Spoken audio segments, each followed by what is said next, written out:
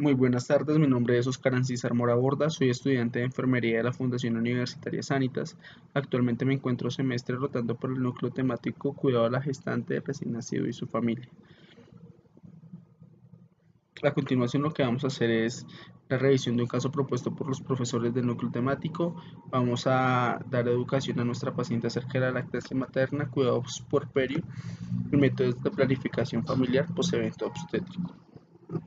Y entonces, el motivo de la consulta de nuestra paciente es: tengo hinchazón en los pies, que es una primigestante de 17 años, con 36.5 semanas por fecha de última regla, 34 semanas por ecografía, con un diagnóstico de restricción de crecimiento intrauterino, cuadro clínico de un mes de evolución caracterizado por edema en miembros inferiores, no se asocia a síntomas neurológicos, pero sí a síntomas urinarios, niega pérdidas vaginales. En este momento podemos decir que nuestra gestante es una gestante de alto riesgo. Por tal motivo hay que educar mucho más a nuestra paciente.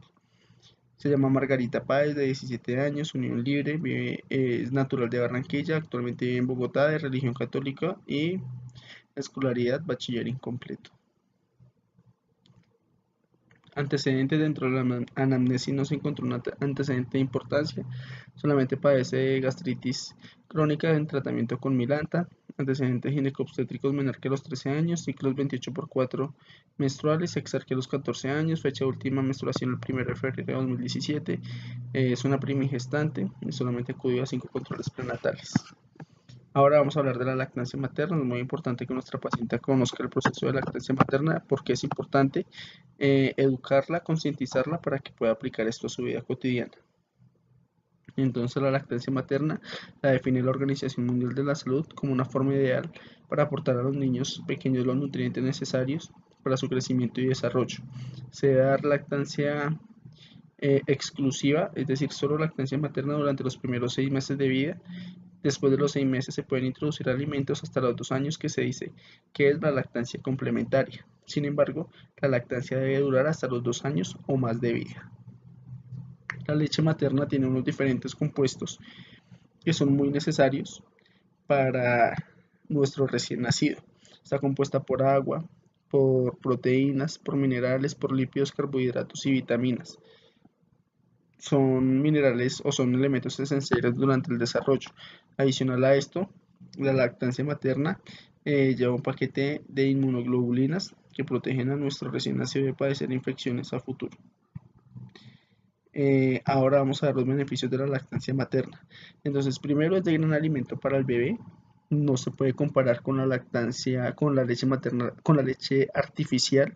Siempre la lactancia materna o la leche materna es muchísimo mejor. En las zonas de trabajo se puede extraer de manera manual y almacenarla para cuando se vaya a administrar al bebé. Tiene muchos beneficios a largo plazo, tanto para la madre, que repercute disminuyendo riesgos de padecer enfermedades catastróficas, y en el recién nacido para presentar complicaciones después de que nace. Recordemos que un recién nacido es estéril y cualquier infección oportunista puede ocasionar algún daño.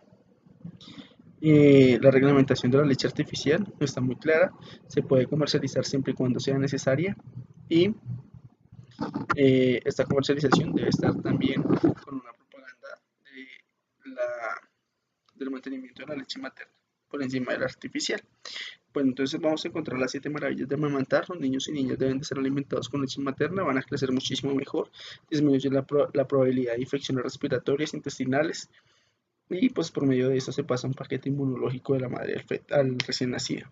La madre disminuye en el recién nacido el riesgo de padecer síndrome de muerte súbita. En la madre disminuye el riesgo de padecer cáncer de cuello uterino, mama y ovario, disminuye el riesgo de osteoporosis, y en los niños, una vez crezcan, disminuye el riesgo de padecer patologías tales como hipertensión arterial, sobrepeso, obesidad, diabetes mellitus tipo 2. Ahora vamos a hablar de la técnica adecuada para amamantar. Se puede amamantar en diferentes posiciones, siempre manteniendo estos principios. Primero, la cabeza y el cuerpo del recién nacido deben de estar alineados. Siempre debe estar frente al pecho, sostenido todo el cuerpo del lactante, y debe estar pegado al cuerpo de la madre. Si cumplimos estos 3 principios, podemos practicar otras 3 posiciones como la madre se sienta cómoda. Entonces, siempre que esté la madre amamantando a su bebé, primero debe tener en cuenta que la boca del lactante debe estar muy abierta para un buen agarre. Segundo, el mentón debe estar en contacto directo con el pecho de la madre y el labio inferior del lactante debe estar invertido. Si vemos estas tres señales, garantizamos que el bebé está haciendo una muy buena succión. La madre puede practicar diferentes posiciones como posición sentada, posición patilla y posición acostada de lado. Lo importante siempre es mantener todos los principios de cabeza y cuerpo alineados frente al pecho, sosteniendo todo el cuerpo del recién nacido y siempre estar en contacto del lactante, el cuerpo de la madre.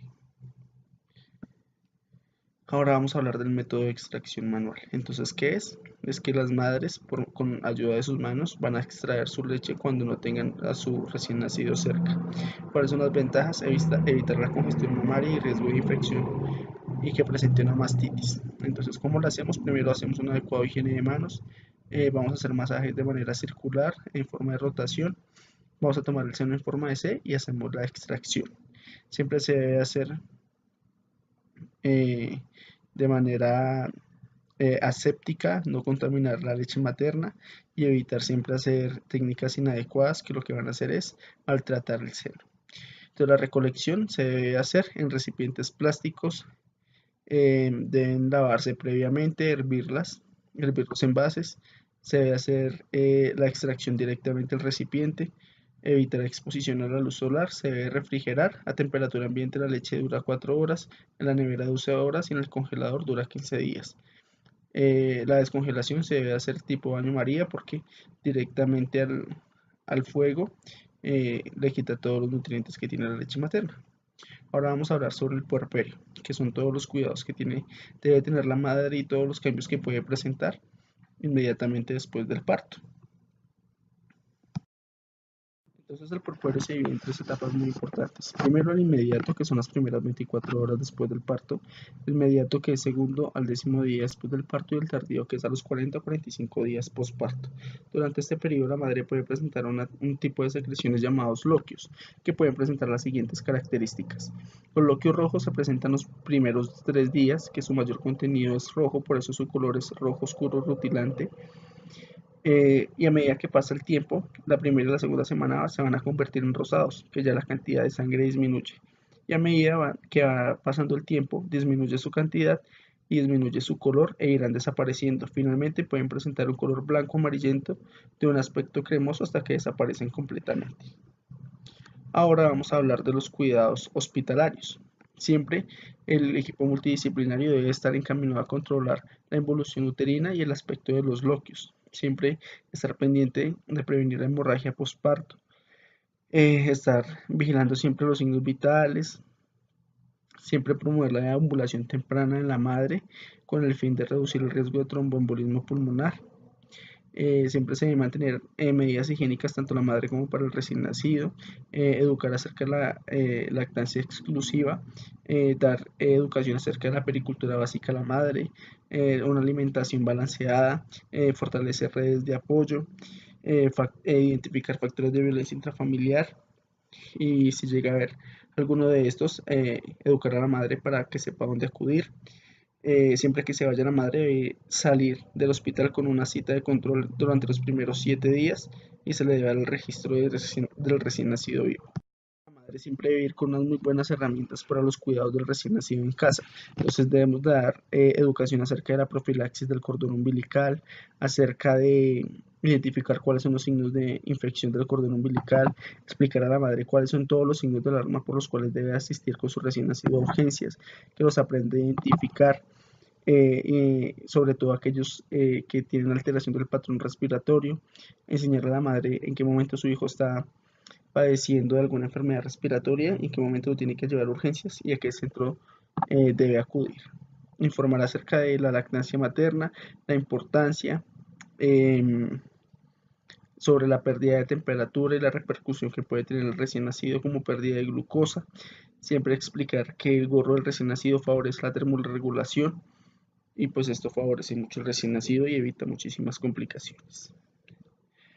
Ahora vamos a hablar de la anticoncepción post-evento obstétrico. La anticoncepción post-evento obstétrico quiere decir que es después de un aborto, después de un legrado, después de una cesárea o después de un parto. Entonces tenemos una opción que se llama anticoncepción de emergencia. Se refiere a aquellos métodos de planificación familiar que utilizan las mujeres en medida de emergencia después de haber tenido una relación sexual de riesgo, es decir, sin protección. Entonces este método anticonceptivo se llama Post-Day, que es el nombre comercial, que son tabletas con una alta carga hormonal de 0,75 miligramos. Se debe tomar una inmediatamente después de la relación sexual y otra a las 12 horas, pero si el tiempo se prolonga hasta casi cercano a las 72 horas, se debe tomar 2 pastillas inmediatamente. Si pasa las 72 horas y se toma la pastilla, lo que va a hacer esta pastilla es asegurar el embarazo. No es una pastilla abortiva, sino pues es un método anticonceptivo hormonal con una alta carga hormonal que solamente se puede utilizar durante 4 veces en la vida. No es un método anticonceptivo común, sino solamente es de emergencia. ¿Cuáles son sus complicaciones? Que puede llegar a quedar estéril. Otro método los métodos anticonceptivos post-evento obstétricos se refieren a las primeras 48 horas antes del alta hospitalaria. Como profesionales de la salud debemos garantizar un método de anticoncepción pues para evitar un embarazo con un periodo genésico corto.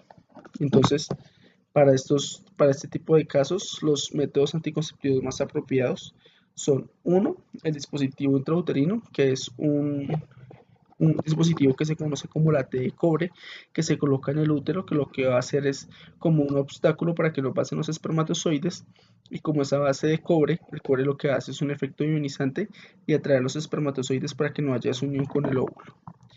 Es un método efectivo, tiene una duración de 10 años, no es hormonal, que es un gran beneficio. Sus efectos secundarios, lo que pueden presentar son cólicos dolorosos y hemorragias relacionadas con el dispositivo, pero debe asistir siempre a sus controles. Otro método anticonceptivo es anovulatorio inyectable de solo progestágeno, que es la inyección trimestral, que generalmente está la elección de todos los ginecólogos y de las enfermeras cuando salen de la clínica las pacientes. La hormona se llama medroxiprogesterona más acetato. Es una inyección de 150 miligramos que se coloca intramuscular y se debe colocar cada 3 meses sin falta. El anovulatorio oral de solo progestágeno, que son unas pastillas mensuales que tienen una baja carga hormonal, que deben tomarse las pastillas todos los días, y sus efectos secundarios están relacionados con la migraña y con la ansiedad. La ansiedad puede producir un aumento de peso porque con lo que se disminuye la ansiedad es comiendo. Otro método anticonceptivo es el Yadel, que el Yadel es el nombre comercial, pero el método se llama implante subdérmico, que son unas barras de levonorgestrel de 75 miligramos. Se colocan 2 barras en la cara interna del brazo, tiene 5 años de duración y va liberando una hormona todos los días progresivamente y constantemente. Lo que va a hacer es que evitar que el ovario segregue óvulos y evita pues el embarazo. ¿Cuáles son los efectos secundarios? Cambios en el peso y en el acné. Pueden presentar spotting, que es un sangrado intermenstrual, pero se puede manejar durante los primeros 6 días con una línea de tratamiento. Ahora el pomeroy, entonces se debe realizar preferiblemente las primeras 48 horas posteriores al parto o durante la cesárea. ¿Qué es el pomeroy? Es un método quirúrgico que lo que hace es cortar las trompas de falopio para evitar que pase el óvulo y se pueda unir con el espermatozoide. Es un método definitivo, es muy efectivo, pero este método no aplicaría para nuestra paciente porque apenas tiene 17 años y si más adelante quiere tener más hijos, pues es muy pocos los casos que se han podido revertir ese tipo de cirugía. Entonces en este momento no aplicaría. Existen otros muchos métodos anticonceptivos que han salido al mercado de primera, de segunda, de tercera generación, que son muy efectivos, pero no aplican directamente al evento obstétrico. Entonces es muy importante educar a la madre, dárselos a conocer, pero darle alguna recomendación de cuál es el que debería utilizar. Bueno, esto fue todo por hoy. Muchísimas gracias a todos por su atención prestada. Quedo atento a todas sus sugerencias y comentarios. Espero que sigan viendo mi canal. Muchísimas gracias, que tengan un buen día.